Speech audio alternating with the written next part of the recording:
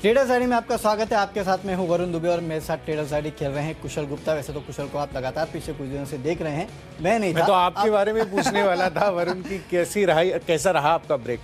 अच्छा था, अच्छा खासा ब्रेक था। हाँ। मच नीडेड ब्रेक था। ठीक है, वो तो मिल गया, लेकिन मेरे ख्याल से क्रूड को लेके कुछ खबर आ रही है, तो एक बार पहले उसके ऊपर देख लेते हैं। गिरावट जो है अब और बढ़ चुकी है, $100 के नीचे WTI। मेरे ख्याल से तो वैसे भी $100 के नीचे चल रहा था, लेकिन देखिए 101 पे पहुंच गया ब्रेंट क्रूड। ये एक बड़ी ब्रेकिंग आती हुई दिख रही है। तो काफी ज्यादा गिरावट जो है लगातार हमें क्रूड में अब आती हुई नजर आ रही है। 101 के आसपास जो है ब्रेंट क्रूड अब पहुंचता हुआ नजर आ रहा है। मेरे ख्याल से कुछ ही टाइम बचा है, शायद $100 के नीचे भी ब्रेंट क्रूड आ जाएगा। तो वो जो तेजी आई थी ब्रेंट क्रूड में 140 के आसपास जो पहुंचा था, वो फिर से फिजल आउट होते हुए नजर आ रही है। देखिए हफ्ते भर के अंदर $40 उठ गया। दिन में मतलब 3-4 दिनों में $40 बढ़ा था और हफ्ते भर में $40 नीचे आ चुका है कहीं ना कहीं ब्रेंट क्रूड जो है। तो ये कमोडिटीज में जिस तरह से वॉलेटिलिटी देखने मिल रही है वो काफी चौंकाने वाली है। और देखिए 101 के आसपास ब्रेंट है और WTI जो है वो तो 100 के नीचे आ चुका है।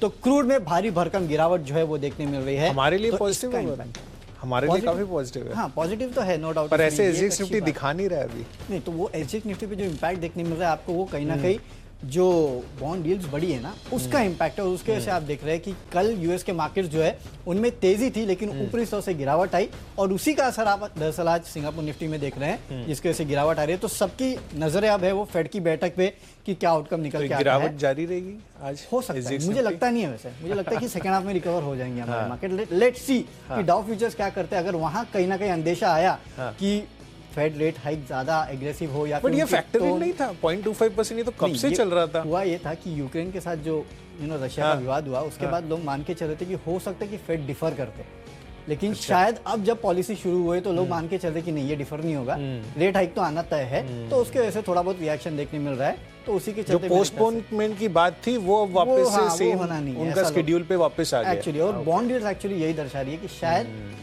रेट हाइक पक्का है 2 दिन की जो फेड की पॉलिसी है। चलिए, फेड की पॉलिसी में जो होगा वो होगा, लेकिन हमारी टीम्स तो हमने बना ली है, उसके बारे में आपको बता देते हैं। तो कैश का काउंटर कुशल।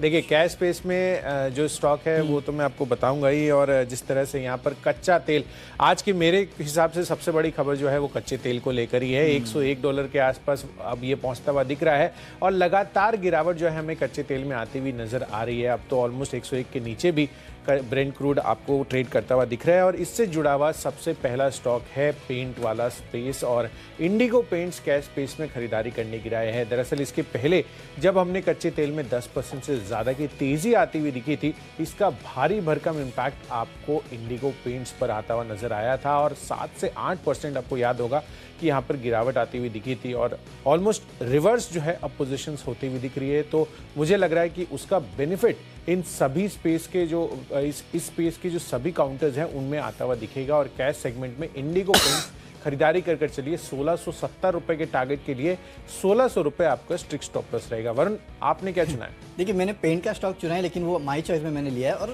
कुशल, एक बात है, ये जो कॉन्ट्रैक्ट साइन करते हैं ना, जितनी भी कंपनियां हैं जिनके कच्चा तेल रॉ मटेरियल है, ये हफ्ते 2 हफ्ते के कॉन्ट्रैक्ट्स नहीं होते, 3-3 महीने में कॉन्ट्रैक्ट साइन होते हैं। तो मेरे ख्याल से ये $100 से $140 जो आया था ना, ये बुक्स पे दिखने वाला नहीं है इसका।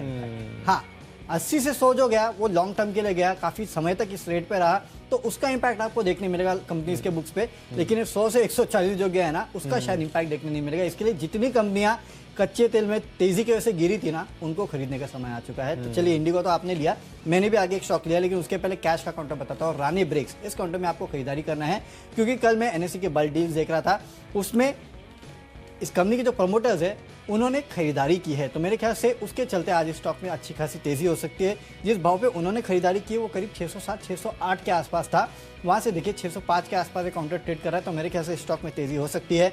635 के लक्ष्य के लिए आपको खरीदारी करना है। 595 के आसपास का आपको रखना है स्टॉप लॉस। अगला काउंटर है फ्यूचर्स का।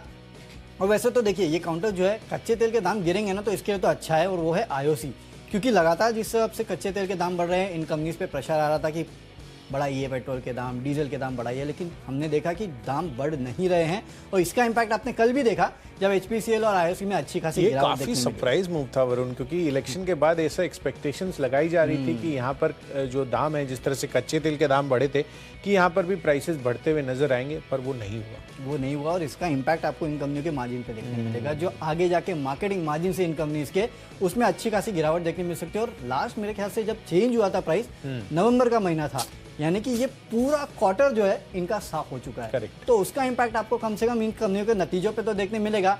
अब वो ये दाम आज बढ़ाएं, कल बढ़ाएं, परसों बढ़ाएं, वो तो टाइम की बात है, लेकिन हाँ IOC फर्दर आपको गिरावट देखने मिल सकती है। और याद रखिए, इन कंपनीज ने जब तक दाम नहीं बढ़ाएंगे ना, मेरे ख्याल से आपको इन कंपनीज को शॉर्ट ही करना चाहिए। और शॉर्ट HPCL ना करें, कल भी 4.5% गिरा था, कल भी 5% गिरा था और गिरेगा, क्योंकि यहाँ पे कुशल ना ये प्राइस नहीं बढ़ा पा रहे, वो सबसे बड़ी दिक्कत की बात है। तो ये क्वार्टर तो साफ हो गया, रिजल्ट्स में देखने मिलेगा। जिस दिन प्राइस बढ़ाना शुरू कर देना, उस दिन से आपको इन कंपनीज को लॉन्ग करना है। तब ऐसा तक मत या तो बोलिए पोजीशन हमारी जेब साफ होने लगेगी।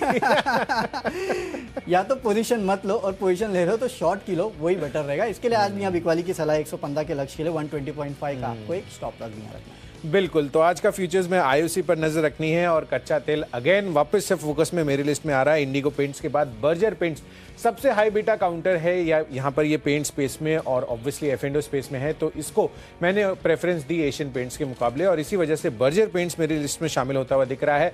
700 रुपए के टारगेट तर्क सिमिलर है, टाइम उस पर जाया नहीं करूंगा। 670 रुपए का आपको स्टॉप लॉस रखना है। चलिए बढ़ते हैं अपनी अगली कैटेगरी जो है ऑप्शंस की, और यहाँ पर इसका इम्पैक्ट क्लियर कट जो नेगेटिव इम्पैक्ट है वो आपको ऑयल प्रोड्यूसिंग कंपनियों पर आता हुआ दिखेगा। इसके पहले जब भी कच्चे तेल में तेजी हुई, हमने आपको लगातार बार बार रेकमेंड किया कि ONGC या ऑयल इंडिया जैसे स्टॉक्स खरीदिए, पर डेफिनेटली अब जब साइकिल रिवर्स हो रही है तो इसका नेगेटिव इंपैक्ट भी आपको इसी काउंटर्स पर आते हुए दिखेंगे। तो ONGC 172-73 रुपए का जो पुट ऑप्शन है वो खरीद कर चलना है, और करीबन 6.5 रुपए इसकी प्राइसिंग है। 10 रुपए के टारगेट के लिए 4 रुपए आपका स्टॉप लॉस बनेगा।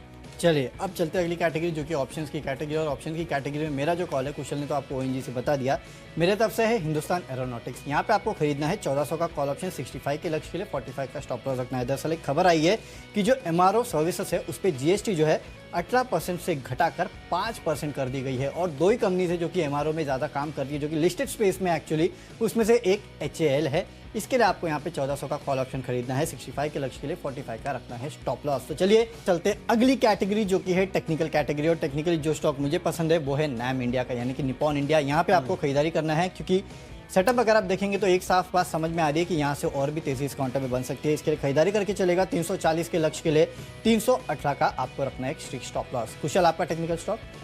बिल्कुल, तो टेक्नोपिक में बताऊं उससे पहले निप्पॉन इंडिया यहाँ पर मेरी भी नज़र बनी हुई थी, और 11 मार्च को एज एन इन्वेस्टमेंट पिक मैंने दिया था, क्योंकि इसका लॉजिक जो है स्ट्रेट दिख रहा था। क्योंकि जिस तरह से यहाँ पर रिकवरी 1000 पॉइंट्स की हमें निफ्टी में आती हुई दिखी है, आप देखिए 15,671 का लो बनाया था, उसके बाद ऑलमोस्ट 1000 अंकों की तेजी आ गई है। तो और जिस तरह से हम DIS की लगातार खरीदारी देख रहे हैं, उससे कहीं ना कहीं ऐसा अंदेशा लगाया जा रहा है कि SIPs और लंप सम इन्वेस्टमेंट जो है, जितने भी AMC स्टॉक्स है, वो आपको फोकस में रखने। कल मैंने ट्वीट कर अभी आपको बताया था। तो Nippon life India definitely Varun की लिस्ट में एज ए टेक्नोपिक यहाँ पर अच्छी तेजी बन सकती है।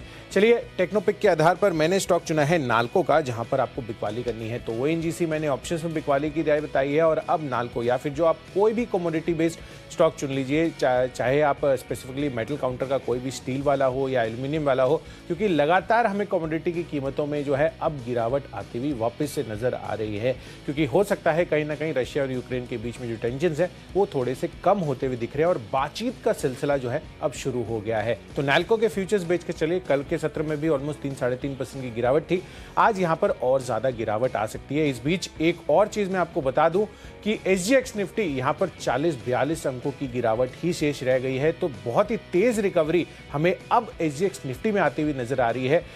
अब से कुछ ही देर पहले हम देख रहे थे ऑलमोस्ट 100 अंकों की गिरावट थी, और बहुत ही शानदार रिवर्सल अब SGX निफ्टी में आते हुए। इंटरेस्टिंग है कि नीचे आपको टिकर पे देखने मिलेगा कि रूस और यूक्रेन के बीच जो बातचीत थी वो बेनतीजा निकली, वहां से कोई नतीजा निकल के नहीं आया है। हाँ। और इसके बाद SGX निफ्टी में अच्छी खासी तेजी मेरे को लग रहा है ये कच्चा तेल का लैग फैक्टर इफेक्ट जो है वो आता हुआ नजर आ रहा है। जिस तरह से $100 के नीचे की बातें अब चलती हुई नजर आ रही हैं ब्रेंट क्रूड को लेकर, उसका कहीं ना कहीं एक पॉजिटिव इंपैक्ट हमें SGX निफ्टी पर आता हुआ नजर आ रहा है। तो चलिए, इस बीच मैं टेक्नोपिक की बात कर रहा था, तो नाल्को में मैं आपको टारगेट और स्टॉप लॉस बता दूं। 114 रुपए का टारगेट यहाँ पर रखना है, बिकवाली कर चलनी है, पर 119 रुपए हायर साइड पर आपको स्टॉप लॉस मेंटेन करके चलना है। चलिए बढ़ते अपनी अगली कैटेगरी जो है फंडा पिक, और फंडामेंटली मुझे एक काउंटर काफ़ी ज़्यादा पसंद आ रहा है जिसका नाम है गुजरात गैस। आप देखिए यहाँ पर जिस तरह से आप कोई भी कमोडिटी की जो मैं बात कर रहा था गिरावट होती हुई दिख रही है। यूरोपियन नेचुरल गैस में भी आपको एक सिग्निफिकेंट कट आता हुआ नजर आया है, लास्ट वीक भी था और इस हफ्ते की शुरुआत भी गिरावट के साथ होती हुई दिख रही है। तो ग्लोबली अगर आप देखेंगे तो नेचुरल गैस की कीमतों में अब गिरावट का दौर हमें देखने को मिल रहा है। तो डेफिनेटली जो इनका इनपुट कॉस्ट है वो कहीं ना कहीं कम होता हुआ दिख रहा है जिस प्राइस पे लेते हैं, पर दूसरी साइड जो डिमांड है वो अभी भी इंटैक्ट है और हमने देखा ही कि अदानी टोटल गैस ने भी 2 रुपीस पर केजी जो है अपने प्राइसेस बढ़ाए थे। तो जाहिर सी बात है कि कहीं ना कहीं इसका जो पॉजिटिव इंपैक्ट है वो आता हुआ नजर आएगा। महाराष्ट्र के बजट में भी ऐलान किया गया है कि वैट जो रिड्यूस किया गया है वो इनके लिए काफी बड़ा बूस्टर साबित हो सकता है। तो काफी सारे फैक्टर्स हैं, इसी वजह से मैंने गुजरात गैस चुना है। इसको आपको खरीदारी करके चलनी चाहिए। कल के सत्र में अगर आप देखें तो एमजीएल और आईजीएल में 5% की ज़्यादा की तेज़ी बनी थी। तो यहाँ पर एक पॉजिटिव मूव अभी भी बाकी है। तो 530 रुपए के टारगेट के लिए खरीदारी करनी है, 505 रुपए आपको स्टॉप लॉस है। चलिए मेरे तरफ से जो फंडा पिक है वो है फाइजर। यहाँ पे आपको खरीदारी करके चलना है। कल अगर आप देखेंगे तो फाइजर पीएलसी का जो स्टॉक है उसमें 3-4% के आसपास की तेजी थी। इनफैक्ट जितने फार्मा रिलेटेड काउंटर्स हैं ना यूएस के मार्केट्स में, मॉडर्ना देख लीजिए, बाकी जितने काउंटर्स देख लीजिए, उनमें अच्छी खासी खरीदारी हुई है। और इसका रीज़न है चाइना में बढ़ते हुए कोविड के केसेस, क्योंकि कोविड के जिस हिसाब से नई वेव जो चाइना में बोल रहे हैं कि जो पुरानी वेव है उससे ज़्यादा केसेस निकल के आ रहे हैं, तो उसका इम्पैक्ट जो है ग्लोबल फार्मा कंपनीज में देखने मिल रहा है। आज भारत में भी काफ़ी सारी फार्मा कंपनीज जो है वहाँ पे आपको नजर रखनी है और उसमें फाइजर ये स्टॉक मुझे पसंद है। यहाँ पे आपको तेजी देखने मिल सकती है। 4,500 के लेवल के लिए खरीदारी कीजिएगा, 4,300 का आपका रखना है स्टॉप लॉस। अगला स्टॉक है निवेश का स्टॉक, और निवेश आपको उन स्टॉक्स में करना है जिनको खासकर रुपए की गिरावट से फायदा होता है और जिनका एक्सपोर्ट मार्केट में अच्छा खासा दबदबा है। और उसमें एक स्टॉक है हिम्मत सिंगर सीड। देखिए इस कंपनी के करीब 30% 40% के आसपास के रेवेन्यूज जो है वो एक्सपोर्ट से आते हैं और खासकर एक्सपोर्ट जो है ये अमेरिका और वहाँ के देशों के लिए करता है। यूरोप में इस कंपनी का एक्सपोजर काफ़ी कम है। तो कहीं ना कहीं आने वाले दिनों में काफ़ी फायदा जो इन कंपनीज को हो सकता है। और इन कंपनीज के बिजनेस मॉडल देखिए डिस्टर्ब हुए नहीं हैं अभी तक, जबकि स्टॉक प्राइस जो है काफ़ी डिस्टर्ब हो चुका है। 300 रुपये के आसपास के हाई से ये स्टॉक अब अगर देखेंगे तो 150 रुपये के आसपास चल रहा है, यानी कि आधा हो चुका है। तो यहाँ पे रिस्क रिवॉर्ड जो है वो काफ़ी अच्छा है। थोड़ा टाइम अगर आप इन जैसे काउंटर्स को देंगे तो आपको अच्छी खासी तेज़ी देखने मिल सकती है। 4 से 6 महीने में 200 के आसपास के लेवल आपको देखने मिल सकते हैं।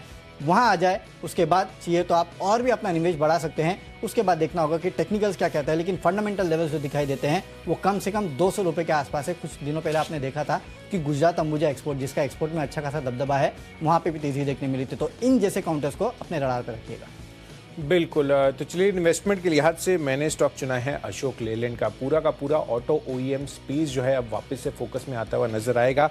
जिस तरह से कच्चे तेल में गिरावट होती हुई दिखी है, पहले मैं मदरसन सुमी मैंने आपको बताया था, और अब जिस तरह का अभी लेवल्स हैं अशोक लेलैंड में डेफिनेटली अच्छे खरीदारी के मौके बन सकते हैं। अगले 6 महीनों के लिए 140 रुपये के टारगेट आपको यहाँ पर भी देखने को मिल सकते हैं। बढ़ते अपनी अगली कैटेगरी की तरफ जो है खबरों के दम पर और न्यूज़ बेस पे मैंने चुना है एक पेपर स्टॉक। लगातार पिछले 4-5 दिनों से यहाँ पर पूरा का पूरा स्पेस बजिंग है और सेशेशाई पेपर्स के लिए खबर आती हुई दिख रही है, क्योंकि यहाँ पर प्रमोटर ने कुल मिलाकर 10,000 शेयरों की खरीदारी की है। तो छोटी क्वांटिटी में लगातार यहाँ पर जो है हमें खरीदारी होती हुई दिख रही है। इसी वजह से सेशेशाई पेपर्स आज के लिए आपको खरीदारी करके चलनी है। 171 रुपये के लक्ष्य के लिए 162 आपका स्टॉप लॉस बनेगा।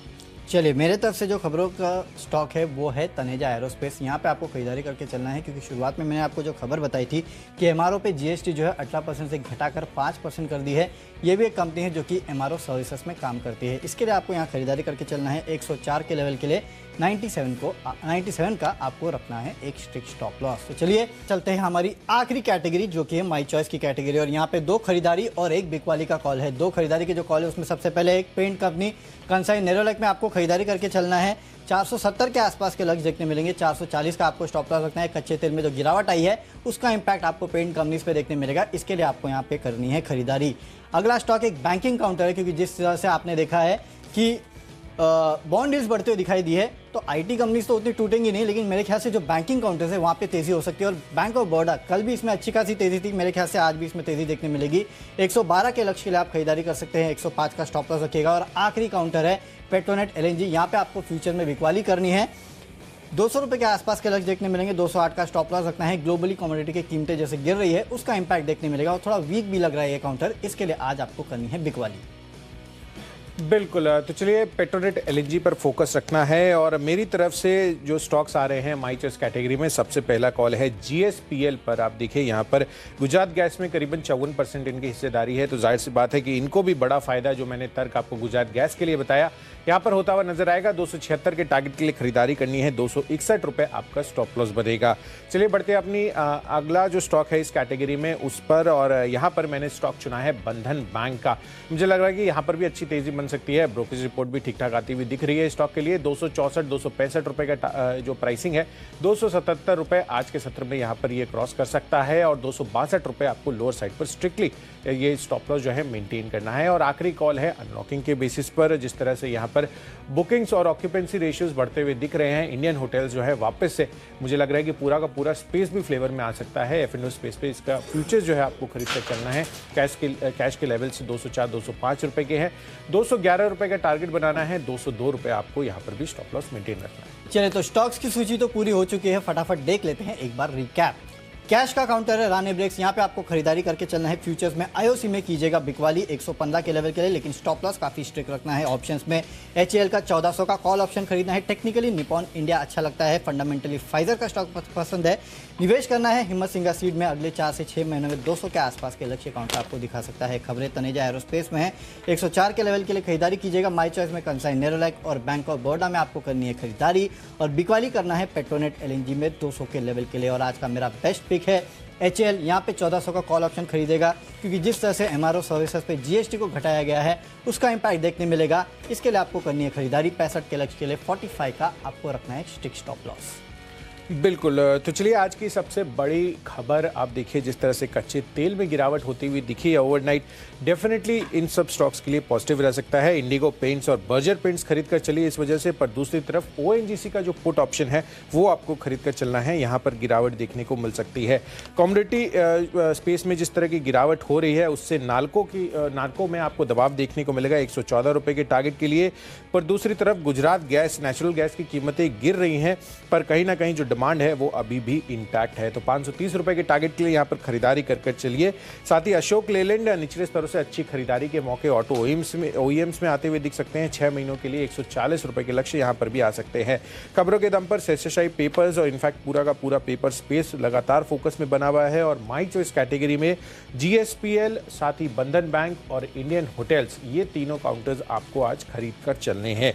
और इन सब में आज के लिए जो मेरा बेस्ट पिक है वो है गुजरात गैस का। आप देखिए अंतर्राष्ट्रीय स्तरों पर जिस तरह से नेचुरल गैस की कीमतें गिर रही हैं और आगे चलकर इनकी जो प्राइसेस हैं वो बढ़ाते हुए ये नज़र आ सकते हैं, तो डेफिनेटली इनके लिए दोहरी एस्पेक्ट्स पे पॉजिटिविटी आ सकती है। 530 रुपए का टारगेट के लिए यहाँ पर खरीदारी करनी है। चलिए तो स्टॉक्स तो पूरे हो चुके हैं, और जब हमने टीम बनाई थी तब सिंगापुर निफ्टी 100 पॉइंट नीचे था। इसके लिए आप देख रहे हैं कि हमारी टीम में आपको सेल आइडियाज भी देखने मिल रहे हैं, लेकिन इस शो के दौरान अगर आप देखेंगे तो आप सिंगापुर निफ्टी में करीब 20-30 पॉइंट के आसपास की, तो सेल को बाई में कर ले कन्वर्ट, तो चांस नहीं है ना। क्या है ना, दीप टेक ओवर कर लेगा। दीप से कहते हैं आप ही बता दीजिए कि क्या करना चाहिए। ये जो हमने सेल आइडियाज दिए हैं, क्या इनमें खरीदारी करना चाहिए या क्या करना चाहिए? शेयर बाजार लाइव में चलते हैं सीधे। अनिल सर तो जुड़ेंगे, फिलहाल दीप जुड़ चुके हैं। दीप क्या करें? सिंपल फॉर्मूला बना हुआ है वरुण। एक तो वेलकम बैक। एक सिंपल फॉर्मूला पिछले कुछ दिनों का बना हुआ है, आपने शायद मिस भी कर दिया था। कच्चे तेल पर रखनी है नजर, और अगर कच्चा तेल नीचे जा रहा है तो भारतीय बाजार ऊपर जाएंगे। पिछले 5 दिनों से हम देख ही रहे हैं वरुण कि कच्चा तेल कूल ऑफ हुआ है, 140 से अब देखिए 100 पर आ गया है, और उसी का फायदा मिल रहा है। तो कच्चा तेल अगर आज और गिरता है जो इस समय हो रहा है तो फिर अच्छा दिन दीप, ये कच्चा तेल भी है ना, शो टू शो बदल जाता है। ये हाल है, आधे घंटे में 5-6% गिर जाता है, करे तो करे क्या।